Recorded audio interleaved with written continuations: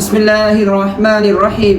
সম্মানিত প্রিয় দর্শক, হযরত মুহাম্মদ সাল্লাল্লাহু আলাইহি ওয়াসাল্লামের জুব্বা মুবারক তুরস্কে সংরক্ষিত আছে। তুরস্কের ইস্তাম্বুলে হযরত মুহাম্মদ সাল্লাল্লাহু আলাইহি ওয়াসাল্লামের পবিত্র বরকতময় জুব্বা, যেই জুব্বা পরে রাসূলুল্লাহ সাল্লাল্লাহু আলাইহি ওয়াসাল্লাম মেরাজে গিয়েছিলেন, সেই জুব্বা তুরস্কের ইস্তাম্বুলে সংরক্ষিত আছে।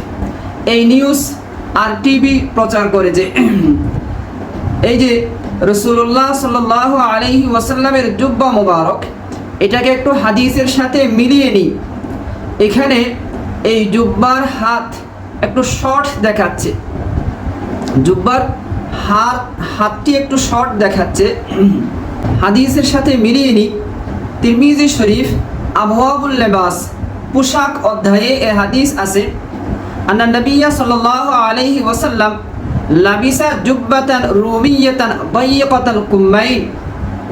ইমাম তিরমিজি এ হাদিস বর্ণনার পরে লিখেন, হাযা হাদিসুন হাসানুন সহিহ। এই হাদিস সুন্দর, সহিহ, মানে এটা সহিহ সূত্রে বর্ণিত হাদিস। অর্থ কি? আন্না নবিয়্যা সাল্লাল্লাহু আলাইহি ওয়াসাল্লাম লাবিসা জুব্বাতান রুমিয়াতান দায়্যিকাতাল কুম্মাইন। নবীজি সাল্লাল্লাহু আলাইহি ওয়াসাল্লাম একটি রুমি জুব্বা, মানে মেড ইন রুম, এই যে ইতালির রুম দেশের একটি জুব্বা পরেছেন, যা দায়্যিকাতাল কুম্মাইন, হাত একটু শর্ট ছিল। মুহাদ্দিসিনে কেরাম এর ব্যাখ্যায় লিখেছেন, হাত যখন এই যে উযুর জন্য ব্যবহার করা হয়, হাত ধোয়ার সময় হাত ব্যবহার করতে হয় না, তখন এ হাত একটু এদিকে চলে আসতো।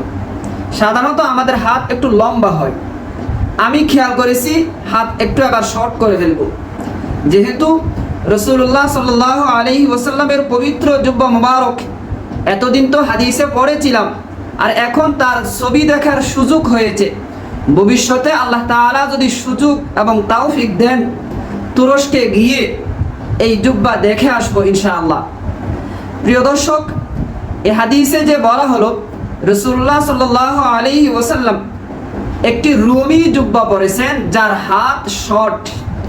এখানে এই জুব্বায় হাত একটু শর্ট দেখাচ্ছে, তাহলে এটা হাদিসের সাথে মিল আছে।